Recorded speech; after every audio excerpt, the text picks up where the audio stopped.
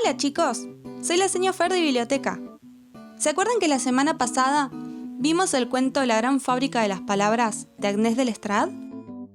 Bueno, si se quedaron con ganas de seguir escuchando cuentos en otros formatos, hoy les traigo Irulana y el Ogronte de Graciela Montes, en su formato de cuento sonorizado, cuento audiovisual y audiolibro. Espero que lo disfruten.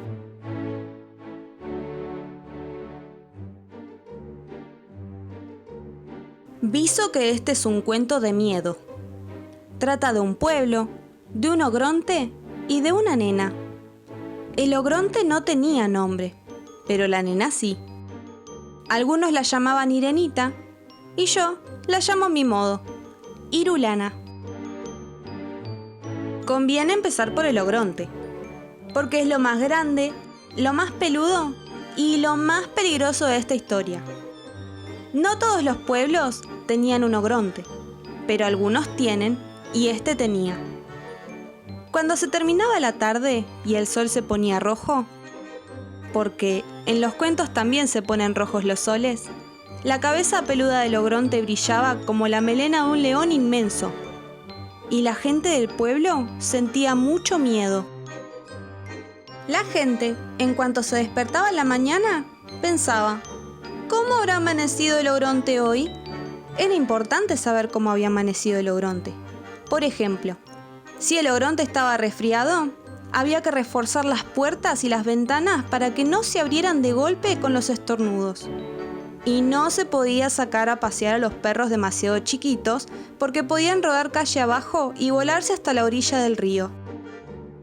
En cambio, si el ogronte se ponía a picar cebolla, las cebollas crudas y la nube del amanecer bien cocida son las comidas preferidas de la mayor parte de los ogrontes. Había que salir con botas y hasta con botes, llegado el caso. Si estaba contento y carcajeaba, había que guardar los floreros en los roperos para que no se cayeran al suelo con los temblores. Si se ponía a cantar, había que envolver con trapos los espejos. Y si estaba enojado, bueno, todos cuidaban mucho de que el ogronte no se enojara. Siempre le decían: «Buenos días, señor ogronte», y «Buenas noches, señor ogronte», con muchísimo respeto. Y todas las tardes iban hasta el pie de la montaña y le dejaban canastos repletos de cebolla, vacas muy gordas y flores de colores raros. Y le hacían una gran torta para el día de su cumpleaños y le cantaban canciones para que se durmiese. Todo para que no se enojase. Pero igual, un día el ogronte se enojó. Se enojó porque sí. Vaya uno a saber por qué se enojan los ogrontes.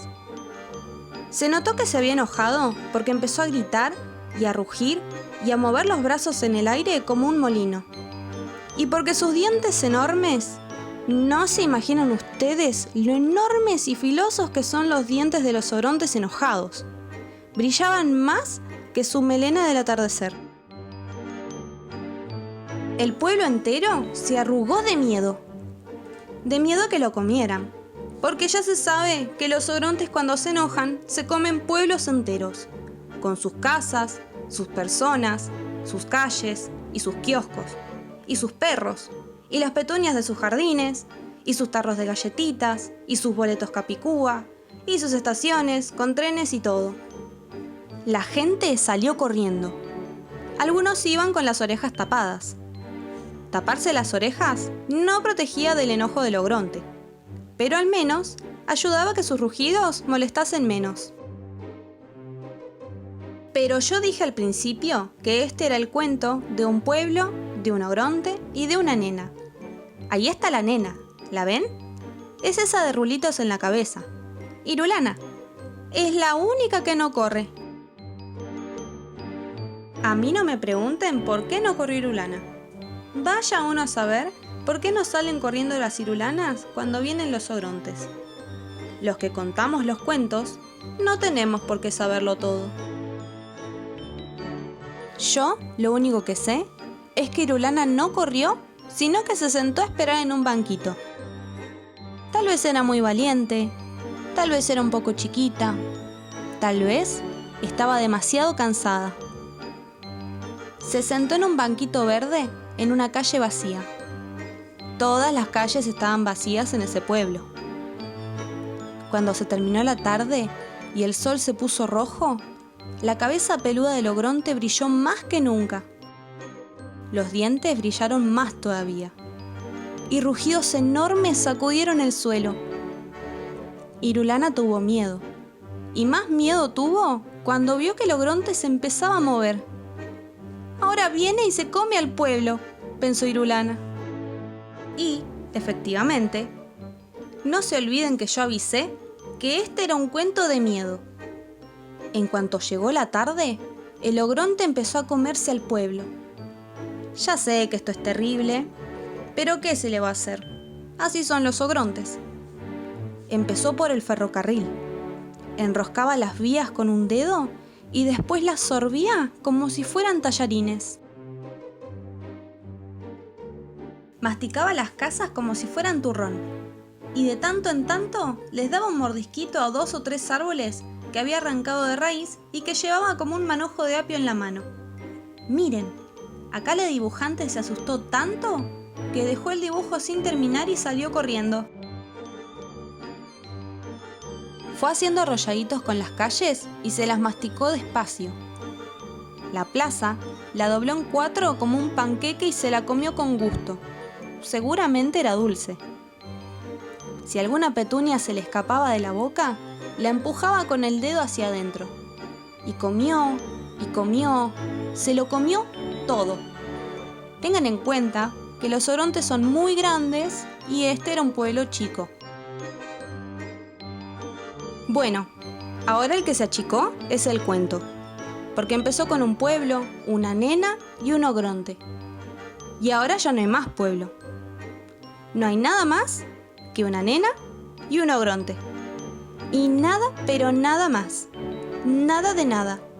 Ni un arbolito, ni una petunia, ni un vestidito de muñeca, ni un colador de té, ni una polilla, ni la pelusa de un bolsillo. Nada más que Irulana en su banquito y un ogronte enorme que, aunque ustedes no lo vean porque el dibujo se termina antes, está bostezando. Está bostezando porque ese ogronte, siempre que se comía un pueblo entero, le venía el sueño. Pero Irulana no sabe que el ogronte bosteza. Tiene tanto miedo que cerró los ojos. El ogronte da 1, 2, 3 pasos más. Y los pasos de los ogrontes llevan muy lejos. Y justo cuando está por descubrir la Irulana en su banquito, se queda dormido. Acá en esta página está todo un poco movido porque el ogronte se quedó dormido de golpe y cayó al suelo haciendo mucho ruido. Ahí fue cuando Irulana abrió los ojos y lo vio. Parecía una montaña, pero seguramente era un ogronte, porque las montañas no usan botas lustrosas ni cinturones de cuero. Y roncaba además, como solo roncan los ogrontes. Irulana era valiente, pero también era chiquita y se sentía sola. Cualquiera se sentiría solo en el lugar de Irulana. No tenía nada en el mundo, nada más que un ogronte dormido y un banquito verde. Y eso no es nada, es muy poquito. Sobre todo cuando el aire se pone negro y se viene la noche oscura. Oscura, pero oscura, oscurísima y oscura. La luna no había salido todavía y las estrellas estaban demasiado lejos. Esta página de acá está toda oscura y toda vacía. Así de oscuro y vacío estaba el mundo.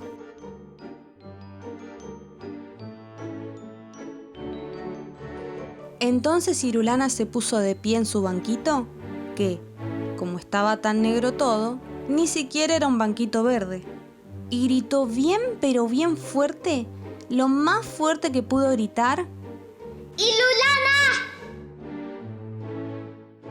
Eso gritó, una sola vez. Y aunque Irulana tenía una voz chiquita, el nombre resonó muy fuerte en medio del oscuro. Y el nombre creció y creció. La I, por ejemplo, tan flaquita que parecía, se estiró muchísimo. No se quebró, porque era una I muy fuerte. Y se convirtió en un hilo largo y fino que se enroscó alrededor del ogronte. De la cabeza del ogronte, de los pies del ogronte, de las manos del ogronte, de la panza inmensa donde estaba todo el pueblo. Y la R se quedó sola en el aire, rugiendo de rabia. Porque las R's rugen muy bien, mejor que nadie. Y la U se hundió en la tierra y cavó un pozo profundo, el más profundo del mundo. Y entonces la R, que rugía como una mariposa furiosa, hizo rodar al ogronte hasta el fondo de la tierra. En una de esas ustedes ponen cara de no puede ser, y se ríen, y dicen que una palabra no puede hacer esas cosas. Y yo digo que sí puede. Prueben si no, de decir una palabra importante, una sola, en medio de la noche oscura y al lado de un ogronte. La lana de Irulana se hizo un ovillo redondo y voló al cielo para tejer una luna. Hizo bien, porque entre una lana y una luna no hay tanta diferencia. Entonces la noche se iluminó. Aquí está, toda iluminada. Ahora sí se puede ver bien lo que pasa en este cuento. Hay un ogronte enterrado en un pozo muy profundo.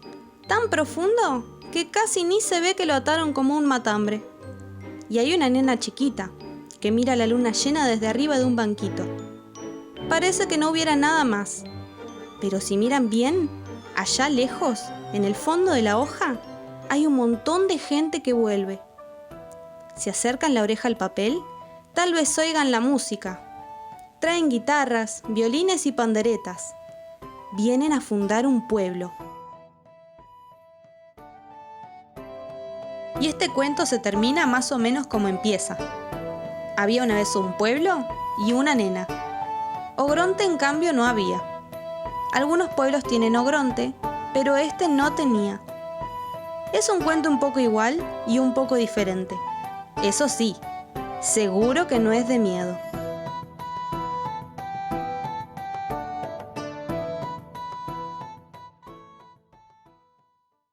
¿Qué les pareció este audiocuento?